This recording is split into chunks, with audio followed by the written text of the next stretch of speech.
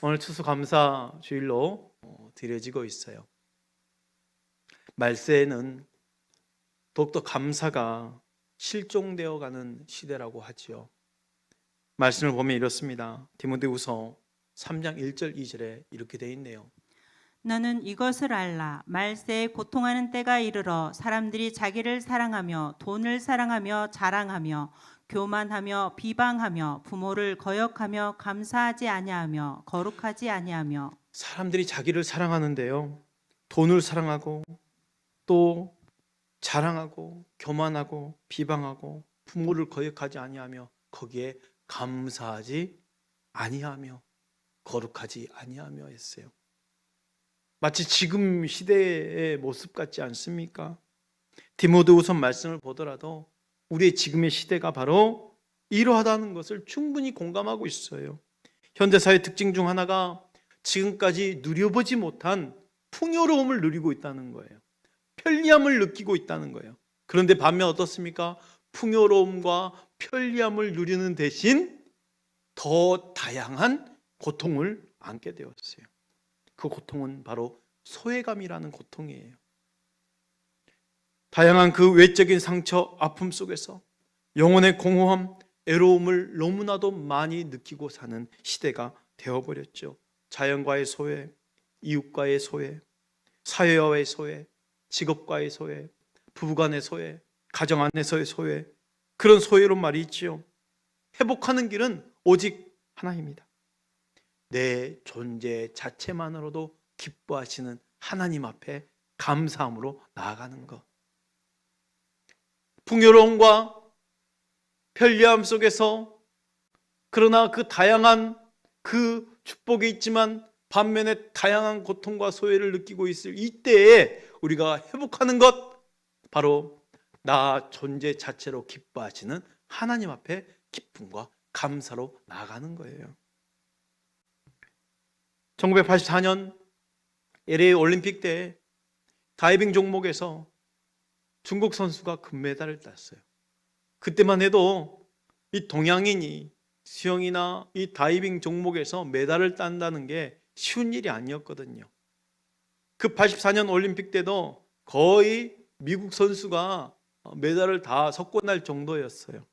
그런데 중국 사람으로서 더욱이 여자 선수가 금메달을 딴 거예요. 금메달 딴 중국 선수에게 한 기자가 인터뷰를 합니다. 당신은 서양 선수에 비해 몸집도 작고 왜소한 체격인데 어떻게 유연한 몸동작, 침착한 자세, 전혀 두려움 없는 멋진 모습으로 다이빙에 성공을 하셨습니까? 그 비결이 무엇일까요? 물어봤어요. 그랬더니 이 선수가 이렇게 대답해요. 어머니 때문에. 어머니 때문에. 기자가 놀랐어요. 어머니 때문이라고요? 되물었어요. 그러니까 이 선수가 그냥 엉겁결에 어머니 이야기를 하게 됐어요. 제가 어렸을 때 100m 경주를 너무 좋아해서 100m 선수였는데 경주 나갈 때마다 자주 넘어지고 또 입선도 못했는데 그때마다 어머니가 해준 말이 이렇습니다. 딸, 나는 사랑하는 딸이 넘어져서 다시 일어나는 모습이 참 아름답더라. 그리고 내가 다시 다이빙을 시작했을 때에도 어머니는 늘 지켜봐 주시면서 내가 실수하기도 하고 때론 잘못하기도 했을 때 그때마다 똑같은 말을 해주셨어요. 1등은 문제가 아니야. 엄마는 너가 운동하는 모습 그 자체가 나에게 기쁨이란다. 그래서 저는 다이빙 스탠드에 설 때마다 어머니를 떠올립니다. 그러면 저절로 웃음이 나오고 긴장이 풀어지고 그래서 침착하게 경기에 임할 수 있었습니다. 이렇게 엉겁결에 어머니 이야기가 되어버린 거예요. 그 인터뷰를 보면 우리는 마치 하나님이 떠오르는 것 같아요. 내 존재만으로도 기뻐하시는 하나님 말이죠. 저는 지난 한 주간 사사기 말씀을 한번 쭉 또 묵상해 봤어요. 고통당하는 백성들이 하나님께 부르짖어 기도하면 어김없이 하나님은 구원자를 보내주셔서 자기 백성들을 돌보십니다. 그렇게 평안이 찾아오면 또 어느 순간 망각해서 하나님을 멀리하고 우상에 빠지죠. 그런데 그 우상에 빠진 이 백성들이 다시 고통이 찾아오면 그 고통 가운데 하나님을 찾아 부르짖습니다. 그는 그 부르짖는 그 백성의 소리를 외면하지 아니하시고 어김없이 하나님은 자기 백성을 돌보시는 거예요. 여전히 부족하고 연약한 나의 모습을 안고 하나님 앞에 회복하고자 은혜를 구하면 하나님은 저에게 창대야, 너가 다시 회복하고자 일어서서 나에게 나오는 모습이 아름답구나 하시는 것 같아요. 살다 보면 우리가 넘어지고 쓰러진 순간들이 있습니다. 그런데 다시 일어서는 모습을 보시고 하나님은 너가 존재하는 그 자체가 나의 기쁨이란다 하시는 거예요. 스바냐 3장 17절 말씀이 이렇습니다. 너의 하나님 여호와가 너의 가운데 계시니 그는 구원을 베푸실 전능자이시라. 그가 너로 말미암아 기쁨을 이기지 못하시며 너를 잠잠히 사랑하시며 너로 말미암아 즐거이 부르며 기뻐하시리라 하리라. 너로 말미암아 기쁨을 이기지 못하며 내 존재만으로도 기뻐하시는 하나님이 계시다는 것을 믿으시길 바랍니다. 그 하나님 앞에 기쁨으로 감사로 나아가는 거예요. 지난 한 주간 우리는 특별 밤 기도회를 통해서 말씀드렸듯이 감사는 상황과 환경에 따라오는 그 결과의 표현이 아니라고 말씀드렸어요. 만약 나에게 감사가 없어졌다고 느껴졌다면 그건 감사를 잃어버린 것이 아니라 감사를 빼앗긴 거예요. 사단에게 빼앗긴 거예요. 감사할 수 있는 상황이 아닌데 어떻게 감사하며 감사를 지켜낼 수 없는 이 부득한 현실 속에서 어떻게 감사를 지켜낼 수 있습니까? 하겠지만 감사는 결과로 인한 행동이 아니라 의지를 가지고 지키는 거예요. 의지를 가지고 선택하는 거예요. 나는 감사를 선택하리라. 나는 감사를 지키리라 하는 거예요. 행복해서 감사하는 것이 아니라 감사하다 보면 행복해질 수 있다고 생각을 바꾸는 거예요. 손양호 목사님을 아시죠? 한 날 동시에 두 아들을 순교로 떠나보냈어요. 두 아들을 총살한 원수를 회개시켜서 아들로 양자 삼은 후 두 아들 장례 치르면서 장례식장에서 답사로 낭독한 9가지 감사 제목을 전합니다. 첫째, 나 같은 죄인의 혈통에서 순교자의 자식이 나게 하셨으니 감사합니다 라고 시작하면서 그 시작한 감사 기도의 8번째가 이렇습니다. 8째, 내 두 아들의 순교의 열매로 말미암아 무수한 천국의 아들들이 생길 것이 믿어지니 감사합니다 했어요. 손양호 목사님은 감사하기로 마음 먹고 감사를 지켜낸 거예요. 그의 감사의 기도 제목처럼 이 땅에 복음으로 말미암아 수많은 믿음의 사람들이 생겨났습니다. 우리 믿음의 사람들에게도 빚진 자로서 또 다른 영적인 책임이 있는 거예요. 우리의 영적인 책임은 뭘까요? 그리스도의 평강이 너희 마음을 주장하게 하라. 너희는 그 평강을 위하여 한 몸으로 부르심을 받았다 그랬어요.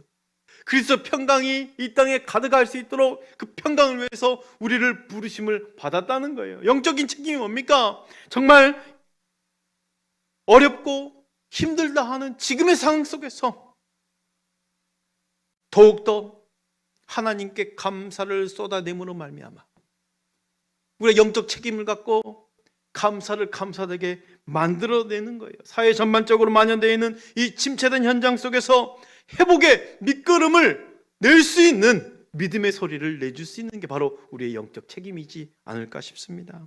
오늘은 우리가 2020년 추수감사절을 보내면서 감사해야 될 이유를 한번 찾아보고자 합니다. 가장 먼저는 우리 모두는 예수 안에 있기 때문에 감사하는 거예요. 우리는 예수 안에 있습니다. 예수 안에 있기에 감사하는 거예요. 우리는 예수 안에 있음으로 말미암아 참 생명을 얻은 자들이에요. 사랑하는 성도 여러분, 우리는 무엇보다도 구원받은 백성으로서 나는 누구이고 나는 무엇을 하며 살아야 되는지를 분명하게 알 수 있어야 돼요. 나의 존재 목적을 알아야 되지요. 나는 누구인가? 나는 무엇을 해야 되는가? 를 말이죠. 분명하게 정리될 수 있길 바랍니다. 시편 100편 3절에 이렇습니다. 여호와가 우리 하나님이신 줄 너희는 알지어다. 그는 우리를 지으신 이요 우리는 그의 것이니 그의 백성이요 그의 기르시는 양이로다. 내가 주님 앞에 나온 게 아닙니다. 하나님이 불러주셔서 내가 있는 거예요. 이게 감사죠. 우리가 무슨 힘이 있기에 예배할 수 있고, 우리가 무슨 힘이 있기에 드릴 수 있습니까? 우리 힘으로 할 수 있는 게 아니에요. 불러주셨기 때문에 예배자가 된 거예요. 불러주셨기 때문에 지금의 자리에 있는 거예요. 나는 누구입니까? 나는 하나님이 지으신 자시요, 하나님의 것이요, 하나님의 백성이요, 하나님의 기르신 양이라고 분명히 말씀하고 있습니다. 나는 누구인지를 알아야 돼요. 그러므로 우리가 영원히 거해야 할 것은 예수 그리스도 밖에 아니라 예수 그리스도 안에 거해야 됩니다. 그분이 내 안에 거하고 내가 그분 안에 거해야 하는 거예요. 그것이 바로 주님께서 원하시는 관계요, 동행이요, 연합인 거예요. 그 안에 있을 때 열매를 맺어져 있는 거죠. 우리 가운데 열매가 맺혀질 수 있는 그 열매로 감사할 수 있었던 이유가 뭐예요? 내가 예수 안에 있기에 맺혀진 열매로 감사를 드리는 것이요. 요한복음 15장 4절 5절입니다. 내 안에 거하라. 나도 너희 안에 거하리라. 가지가 포도나무에 붙어 있지 아니하면 스스로 열매를 맺을 수 없음 같이 너희도 내 안에 있지 아니하면 그러하리라. 나는 포도나무요 너희는 가지라. 그가 내 안에 내가 그 안에 거하면 사람이 열매를 많이 맺나니 나를 떠나서는 너희가 아무것도 할 수 없음이라. 가지가 포도나무에 붙어서 열매를 맺은 같이 구원받은 그리스도인들은 있어야 할 것이 분명한 거예요. 오늘 우리 삶 가운데 맺혀져 있는 열매들을 보십시오. 감사할 이유가 가득한 그 열매들은 내가 주와 함께 연합했기 때문에 그런 거예요. 그로 말미암아 풍성한 열매를 맺게 된 것입니다. 우리는 이미 주와 함께 연합한 그런 삶을 살고 있는 자들이며 내가 주 안에 있기에 영원한 생명이 함께 나에게서 그리스도의 능력이 되어 떠나지 않는 것입니다. 그러므로 나는 주 안에 있습니다 라고 고백하면서 주 안에 있는 것을 감사하시길 바랍니다. 그 안에서 열매 맺으시길 바랍니다. 오늘 추수감사를 보내면서 우리가 감사해야 될 이유가 있어요. 감사는 하나님의 명령이에요. 우리 하나님께서 우리에게 주신 명령 중에 그 많은 명령 중에 감사하라는 것은 하나님의 명령이에요. 범사에 감사하라 성경은 말하고 있죠. 성경에서 말하는 감사가 대부분 감사하라 라면서 명령하신 거였어요. 빌립보서 4장 6절에 아무것도 염려하지 말고 다만 모든 일에 기도와 간구로 너희 구할 것을 감사함으로 하나님께 아뢰라. 감사함으로 하나님께 아뢰라 명령이에요. 골로새 3장 15절 그렇습니다. 그리스도 평강이 너희 마음을 주장하게 하라. 너희는 평강을 위해 한 몸을 위해 부르심을 받았으니 너희는 또한 감사하는 자가 되라. 감사하는 자가 되라 명령이에요. 데살로니가서 5장 18절을 본 말씀이죠. 범사에 감사하라. 이 말도 명령이에요. 감사는 성도의 마땅한 바입니다. 우리는 감사로 제사를 드리는 자여야 합니다. 감사로 제사를 드린 자가 하나님을 영화롭게 해드린다고 했어요. 전주 말씀처럼 구원에 이르는 그 믿음 받은 우리에게 받은 은혜에 감사가 있어야 된다고 그랬습니다. 그 감사는 마음과 몸이 함께하는 거예요. 마음만 가지고 감사가 아닌 거죠. 마음과 몸, 이 몸 자체가 행동이 돼서 하나님께 나오는 것, 하나님께 드려지는 것, 이게 바로 하나님을 영화롭게 한다고 그랬잖아요.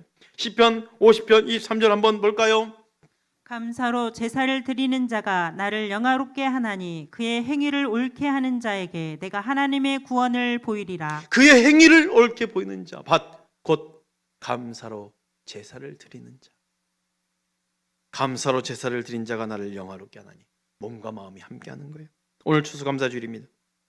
오늘의 감사가 하나님 영화롭게 해드리는 감사주일 되기를 축복합니다. 성경은요 이 감사제에 대해서 분명하게 언급하고 있어요. 시편 56편 12절 하나님이여 내가 주께 소원함이 있사온즉 내가 감사제를 주께 드리리니 라고 말하고 있습니다. 특히 구약에서는 절기를 강조하면서 이 절기를 지키라 하나님 명령하심이 있어요. 이 세 절기가 뭘까요? 신명기 16장 15절 16절 말씀이네요. 보겠습니다.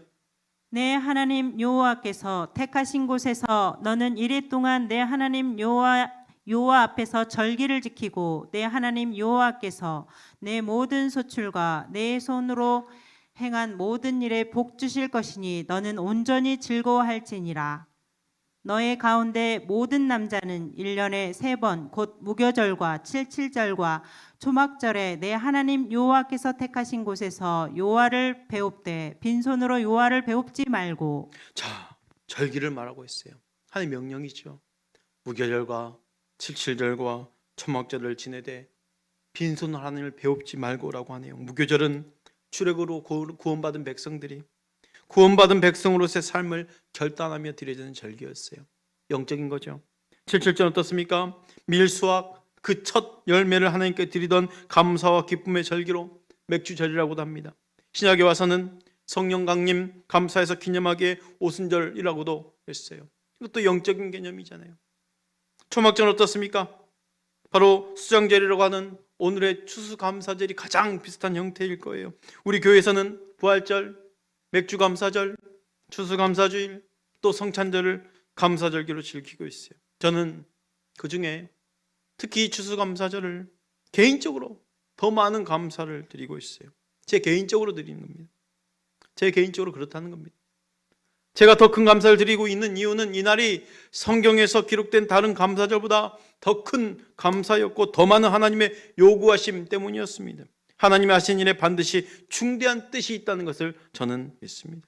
초막절, 수장절이라 불리는 이 추수감사절 한 해의 마지막 쯤에 드리는 절기예요. 출애굽기 34장 22절에 이렇습니다. 칠칠절 곧 맥주의 초실절을 지키고 새말에는 수장절을 지키라. 자, 77절을 보낸 다음에 새 말에는 그랬어요. 새 말에는 뭘 보내라? 수장절을 보내라. 이 새 말이라는 뜻은 무슨 말입니까? 한 해의 마지막 날쯤, 그러니까 연말이에요. 한 해의 마지막 때 이 연말에 절기인 수장절은 모든 한 해의 추수가 마무리되는 가을에 드려진 큰 기쁨의 절기였어요. 추수를 마쳤기 때문에 풍성한 수확을 거두게 하신 하나님께 감사로 드려지는 그 절기가 아니라 본래 감사하며 드려져야 할 절기를 마침 그때 추수한 것으로 드려졌던 거예요. 사실 추수감사절의 유래는 1620년 영국에서 청교도인들이 흰 대륙으로 들어왔을 때 11월 16일 날 도착했잖아요. 그 몇 명 안 되는 이 청교도인들이 한 해를 잘 보내고 거기에 맺어지는 결실로 감사를 드려졌던 게 추수감사절이 된 거였어요. 이렇게 추수한 것으로 마지막 절기를 지키다 보니 자연스럽게 이제 성경의 절기가 이렇게 추수감사절로 불리우게 된 것이겠죠. 그런데 이런 성경의 원리를 우리가 오해하면 농사를 짓는 것도 아닌데 추수감사절을 지킬 필요가 있느냐라고 생각할 수도 있어요. 그러나 반드시 지켜야 할 절기에 성경이 강조하고 있는 말씀이 있습니다. 레위기 23장 37절 38절 볼까요?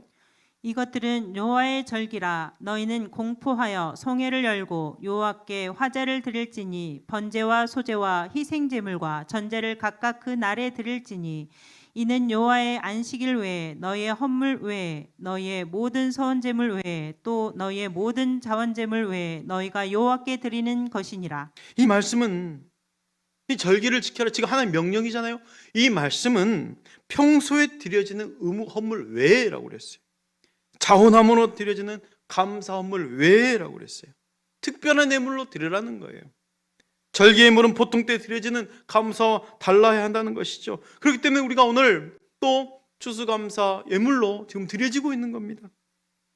왜 하나님의 이스라엘 백성들 하여금 이 절기를 반드시 지켜라 할 것이라 명령하셨을까요? 바로 이 절기를 통해서 구원받은 백성으로서 나는 누구인가? 나는 누구여야 하는가를 확인하는 거예요. 우리 또한 마찬가지입니다. 우리 모두는 구원받은 하나님의 자녀요. 최고의 감사의 삶을 살아가는 하나님의 사람인 거예요. 그 감사로 말미암아 다른 이들을 주의 이름으로 섬기며 살아가는 사람이어야 함을 기억하시길 바랍니다. 오늘 추수감사절을 보내면서 우리가 감사해야 될 마지막 이유는 뭐예요? 하나님의 뜻이니라 그랬어요. 우리가 감사하는 것 하나님의 뜻입니다. 우리가 잘 알고 있는 데살로니가전서 5장 16절 18절 항상 기뻐하라 범사에 감사하라 쉬지 말고 기도하라 범사에 감사하라 이것이 그리스도 예수 안에서 너희를 향하신 하나님의 뜻이니라 그랬어요. 수많은 성도들이 내 뜻과 하나님의 뜻을 잘 구분하지 못하고 실수하며 살아갑니다. 우리는 하나님의 뜻이 무엇인지 분별하며 하나님의 뜻대로 살아갈 수 있어야 돼요. 감사는 하나님의 뜻인 거예요. 그러므로 감사는 필연이에요. 감사하는 것은 기뻐하는 것과 기도하는 것과 너희를 향하신 하나님의 뜻이라고 말하겠어요. 놀랍게도 성경은 하나님의 뜻이 어떤 신비적인 것, 신령한 데 있지 않습니다. 방언을 하고 예언을 하는 것이 아니라 하나님의 뜻을 찾고 방향을 그렇게 찾아가라고 지금 말하지 않아요. 그러니까 방언하면서 예언하면서 하나님의 뜻을 찾아라 이렇게 말하는 것이 아니라 우리 그리스도인들 향한 하나님의 뜻은 아주 기본적이에요. 항상 기뻐하라. 끊임없이 기도하면서 하나님과 동행하는 삶을 살아가라. 모든 일에 감사해라. 모든 구원받은 성도들이 반드시 해야 하는 하나님의 뜻이자 삶의 원리입니다. 그러므로 우리는 어떠한 상황에 처해 있다 할지라도 하나님의 뜻이기에 감사함이 마땅한 거예요. 감사란 우리 삶의 윤활유예요. 아무리 어려워도 감사만 살아있으면 그 삶은 반드시 기름지게 되어 있습니다. 감사만 살아있으면 그 삶에는 상상할 수 없는 놀라운 기적이 따라오게 되어 있습니다. 감사는 하늘의 문을 여는 열쇠요, 지옥의 문을 닫는 자물쇠입니다. 감사는 기적을 창조하는 축복의 통로요, 저주를 묶는 사랑의 사슬입니다. 감사함으로 기적을 누리시는 여러분 되시길 바랍니다. 우리는 오늘 추수감사를 지면서 두 가지 감사로 살았으면 좋겠어요. 첫 번째는 받은 복에 감사해요. 주신 것에 감사합니다 한 거죠. 신명기 16장 17절 말씀 우리 함께 읽어볼까요? 시작. 각 사람이 내 하나님 여호와께서 주신 복을 따라 그 힘대로 드릴지니라. 주신 복을 따라 감사하는 거예요. 우리는 받은 복이 뭐냐고 질문할 때 있어요. 그러면 나열을 해보죠. 어떤 복을 받았을까? 아무런 일도 없는 것 같은데, 아무런 일이 없는 게 또 감사 아니겠습니까? 저는 하루 중 제일 감사할 때가 잠자리에 누웠을 때, 그렇게 감사할 수 없어요. 하나님 오늘 또 아무 일 없이 지나게 주셔서 감사합니다. 이렇게 누울 수 있어 감사합니다. 오늘 순간 성가대 찬양을 들으면서 앉아있는데 갑자기 나의 또 다른 감사가 뭘까 생각 갑자기 드는 거예요. 하나님 저를 성원교회 보내주셔서 감사하네요. 근데 그때 오버립 되는 거예요. 1년 전에 처음에 설교하기 위해서 왔을 때 성가대 찬양을 드리면서 딱 이 자리에 있었는데 그때 갑자기 생각나는 거예요. 하나님 강단에서 주일날 설교하는 것만으로도 감사합니다. 그때와 지금은 다른 것은 마스크를 썼다 안 썼다 뿐이에요. 구원받은 자로서 하나님께 감사함이 우리에게 가장 큰 복이죠. 우리에게 가장 큰 복은요, 사실 구원받은 은혜예요. 구원받은 자로서 예배할 수 있는 게 가장 큰 감사예요. 주신 은혜 아니겠습니까? 반대로 어려운 일이 발생했다면 그것은 더 큰 복을 주실 징조이니 감사합니다 라고 할 수 있어야 돼요. 두 번째로는 주실 복에 대한 감사가 있었으면 좋겠어요. 주신 복에 감사, 주실 복에 대한 감사죠. 신명기 16장 15절 말씀 볼까요? 함께 읽습니다. 시작. 내 하나님 여호와께서 택하신 곳에서 너는 이래 동안 내 하나님 여호와 앞에서 절기를 지키고 내 하나님 여호와께서 내 모든 소출과 내 손으로 행한 모든 일에 복 주실 것이니 너는 온전히 즐거워할. 따라서 합시다. 복 주실 것이니, 복 주실 것이니. 눈에 보이지 않다 할지라도 주실 복이 있기에 즐거워할지니라. 감사절은요 파종절이에요. 씨를 뿌리는 거예요. 하나님께서 우리에게 뿌릴 씨와 먹을 양식을 함께 주신다 했어요. 그러니까 이 감사절이 얼마나 기쁜 거예요. 주신 복도 감사하지만 앞으로 주실 복을 기대하기에 기쁨으로 심는 것 아니겠습니까? 씨를 심었다는 것은 거둬들일 소망이 있다는 거예요. 내 하나님께서 여호와께서 내 모든 소출과 내 손으로 행한 모든 일에 복 주실 것이니 너는 즐거워할지니라. 오늘 우리의 추수감사절이 우리에게 내년에 기쁨이 되기를 기대합시다. 오늘 추수감사주일이 2020년을 되돌아보는 감사요, 2021년을 바라보는 그 감사절이 되기를 축복합니다.